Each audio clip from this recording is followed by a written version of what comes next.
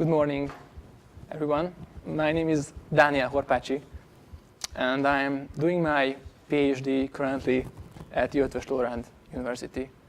My research is mostly related to software analysis and software transformations, which I utilize to create tools that can help programmers improve the maintainability and the performance, the runtime performance of functional programs.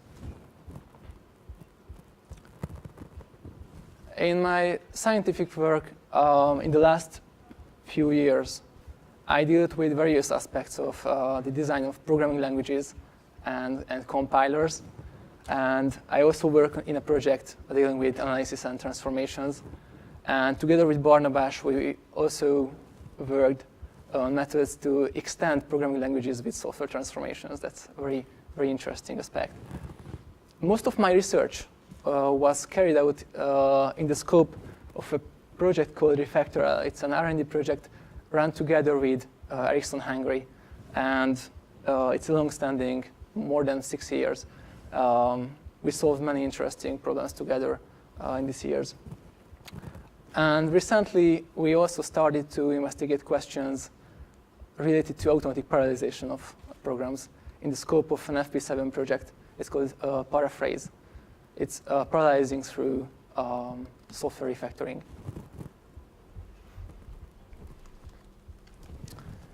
So in Refactoral, we try to create methods and techniques for comprehensive analysis and refactoring transformation of Erlang programs that can help programmers understand huge, I mean really huge, tens of millions of lines of source code programs in a pretty easy and quick way, and to understand structure, connections, dependencies in the code, and also to understand the inner details.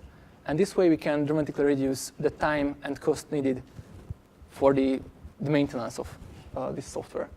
And also, based on the analysis results, we can offer refactoring transformations, which can improve the readability, the maintainability of the source code without changing what the code actually does, what the program does. And this way, with the automatic tool support, we can offer refactorings for programmers that can be reliable, and they can improve the software quality without the risk of introducing bugs into the software. And the other direction we just started is to use the analysis results and the transformation framework for parallelizing Erlang, sequential Erlang programs. So based on the theoretically founded analysis, we identify the code fragments that can be somehow parallelized or run in parallel or are inherently data parallel. And we actually do the transformation, perform the software transformation, and the programmer gets a code that runs in parallel. And this can be result in a significant performance improvement on multi-core architectures. And of course, we are always glad to say that there's something business behind our ideas. We found that, of course, there is a business idea behind this project, because maintenance is costly. And it's well known that more than 60 or 70% of the budget of a typical software development process is spent in the maintenance phase. And Erlang is a concurrent functional language that is used for creating telecommunication systems. And telecommunication systems are really long-standing. They have a long maintenance phase. So if we can reduce the time and cost needed for the maintenance with automatic tool support, that's something that is valuable for large companies handling legacy, huge and legacy Erlang source code. Together with my colleague, Judit Kőszegi, who is the next speaker, and with the help of an economics student, the last year we already made a business plan for for this project. So we imagined how we would turn the idea into a product. We wrote a detailed business plan. We made a teaser, a product teaser, and also a 5-minute promotional video. And it was very popular in the time when it was created because it was in the scope of the business modeling AIT course. So we really enjoyed really enjoyed to see how a non-IT person sees our work and our way of thinking. Maybe this would be a good basis for my business development experience. And last but not least, to the non-technical part, my motivation was in joining AIT ICT Labs was to learn to think about my ideas, about myself in a different way, and maybe to understand how business people think, how they make decisions, how I can effectively communicate with them.